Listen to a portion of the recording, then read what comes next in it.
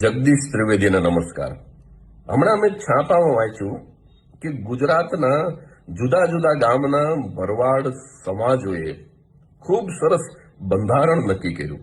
એના આગેવાનોને લાખ લાખ અભિનંદન કે ખોટા ખર્ચ ન થાય. દેખાદેખીમાં ઘણી વખત બહુ ખોટા ખર્ચ થતા હોય છે અને એમાં મધ્યમ વર્ગીય કે ગરીબ પરિવારના મા બાપ પછી એની અંદર બહુ ખેંચાઈ જતા હોય છે, દેણામાં ડૂબી જતા હોય છે. પણ ભરવાડ સમાજે નક્કી કર્યું કે બગી નહીં લાવવાની, ફટાકડા નહીં ફોડવાના, રૂપિયા નહીં ઉડાડવાના, મોંઘા કલાકારોને નહીં લાવવાના. એટલું જ નહીં પણ સોનું પણ નક્કી કરેલી માત્રામાં જ આપવાનું. દરેક પ્રસંગ, જીયાણું હોય, મામેરું હોય, કોઈ પણ નાનામાં નાના શ્રીમંત હોય તો આટલું જ સોનું આપવું, આટલા જ રૂપિયા આપવા, આટલા જ લોકોએ જવું, અંગત સગાઓએ જ જવું. લગ્નની અંદર પણ ધારા ધોરણ નક્કી કર્યા. એવી જ રીતે મરણની અંદર પણ 12 દિવસ સુધી લોકો કાણે આવે નહીં. 2 જ દિવસ નક્કી કર્યા. એ 2 દિવસની અંદર લોકોએ આવી જવાનું.